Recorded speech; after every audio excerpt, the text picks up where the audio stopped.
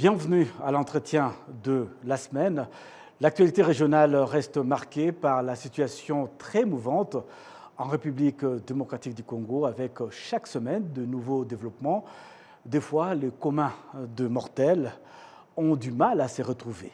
Pour décortiquer cette actualité, l'invité de l'entretien de la semaine, c'est Tite Gatabazi, juriste, journaliste et analyste politique, spécialiste de la région de Grand Lac. Bonjour et bienvenue à vous, monsieur Tite. Bonjour, cher Patrick.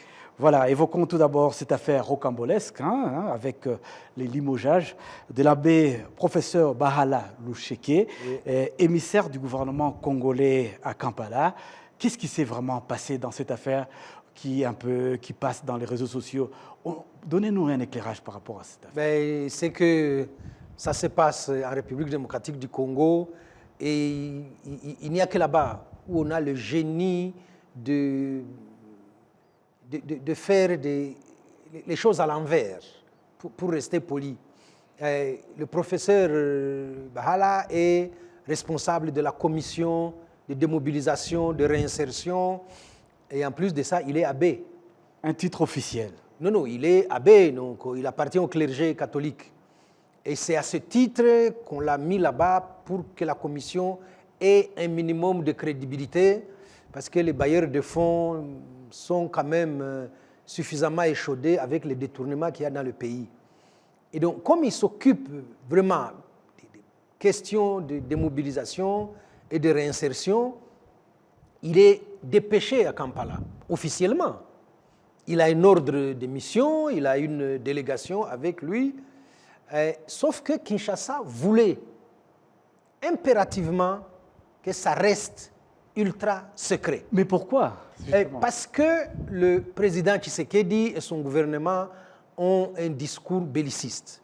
Depuis 2-3 ans, ça n'arrête pas de crier au loup, de parler de la montée en puissance des FARDC, de recruter des mercenaires, de faire alliance avec les FDLR, de jouer un peu au ping-pong.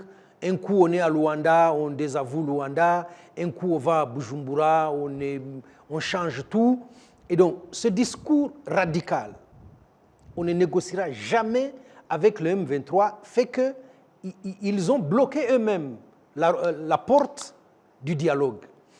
Et donc, comme ils sont au pied du mur, militairement, ils sont défaits avec toute la coalition qu'ils ont avec eux et l'armada des armes.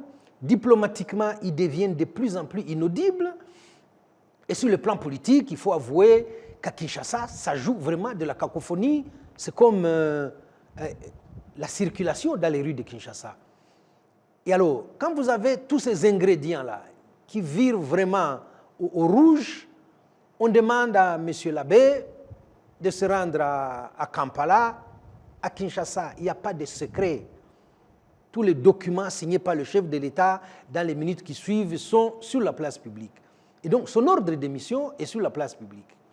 Alors, ils sont pris de panique, ils ne réfléchissent pas suffisamment, ils ne savent pas gérer les crises. Et donc, c'est une mini-crise, et tout ce qu'on fait, on lui demande d'abord une espèce de démenti, qu'il dise qu'il est allé récupérer les enfants congolais pris par les ADF. La mayonnaise ne prend pas. C'est un religieux. Et il est religieux, il ne sait pas trop mentir. L'AFP confirme l'information depuis Kampala et ils ont vu la délégation du M23 et celle du Congo prendre langue. Et donc, le président signe l'ordonnance pour le démettre et il envoie la pauvre soldate Tina Salama, assez sympathique quand même, pour aller lire l'ordonnance à la télévision. Voilà, en gros, il paye toute cette cacophonie, il paye les tergiversations qu'il y a au sommet de l'État et il paye aussi ce discours guerrier que tient à la fois le président et tous ceux qui le soutiennent. Il y a lieu de se demander pourquoi régner carrément la partie réservée à la paix, à la négociation, pour privilégier, en fait, c'est quelle issue que veut Kinshasa? Non, mais le pouvoir de Kinshasa va droit dans une impasse. Sur le plan militaire, il n'arrive pas à reprendre 1 centimètre au M23. Je disais que sur le plan diplomatique, ça ne prend pas.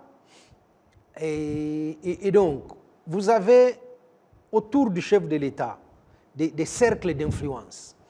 Le premier cercle est tous les copains venus de Bruxelles qui estiment qu'en mettant la main sur le magot d'achat d'armes, ils vont prendre les rétrocommissions. Vous savez qu'ils disent que les rétrocommissions sont autorisées à Kinshasa. Vous avez un deuxième cercle de tout ce que le président Bosso, ancien de l'Assemblée nationale, demandait de quitter les groupes armés.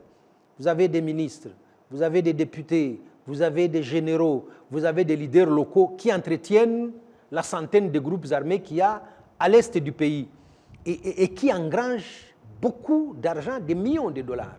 Et donc, ils rétribuent un peu à Kinshasa et on raconte qu'il y a une bonne partie qui va jusque dans le bureau du chef de l'État. Et vous avez un troisième cercle de ce que les gens qui ne veulent pas être très sévères appellent les forces obscures, qui gravitent autour du chef de l'État, composés beaucoup plus des réseaux, des cabinets étrangers. Tous ces gens ont beaucoup d'intérêt dans l'économie de la guerre. Et donc, c'est eux qui produisent le discours guerrier et qui radicalisent un peu le chef de l'État pour dire qu'il est hors de question que vous puissiez aller à la table de négociation. Et voilà où on est. Peut-être, si vous permettez, restons justement à Kinshasa, ce sera peut-être la dernière question. C'est l'IDPS qui est au pouvoir en ce moment, l'Union pour la démocratie et le progrès social, le parti au pouvoir. Et cette cacophonie qu'on retrouve au sein de ce parti, hein, qui avait promis mots et merveilles aux Congolais. Qu'est-ce qui se passe? Il se passe que l'UDPS a perdu son âme. L'UDPS, c'est quand même depuis les années 82. L'UDPS, en 90, le vieux Etienne Tshisekedi tient l'opposition. Mais depuis 2010-2011, les élections de 2011, il est affaibli, il est malade, il est de plus en plus à l'étranger pour des soins. Et donc, la bataille de la succession commence. Cette bataille de succession va déchirer le parti. Et à son décès, Jean-Marc Kabound, qui est secrétaire général à l'époque, se bat pour ramener Félix Tshisekedi à la présidence du parti et on a une scission. Les Jacquemains prennent une partie, beaucoup de caciques du pouvoir. Il y a deux camps, les légalistes comme ils s'appellent et les anti, ils lisent très mal leur statut, ils demandent un congrès, ça ne va pas.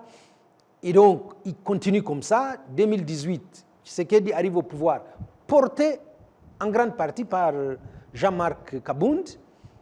Et jusqu'aujourd'hui, l'UDPS ne sait pas qu'il dirige ce pays.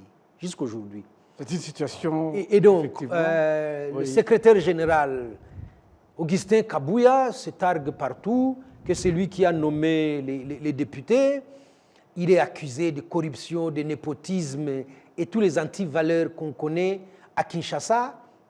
Et donc, l'UDPS a perdu son âme.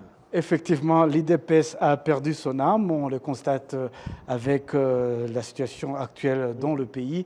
Nous vous remercions, Tite Gatabazi, pour avoir répondu à notre invitation et puis pour nous avoir éclairés.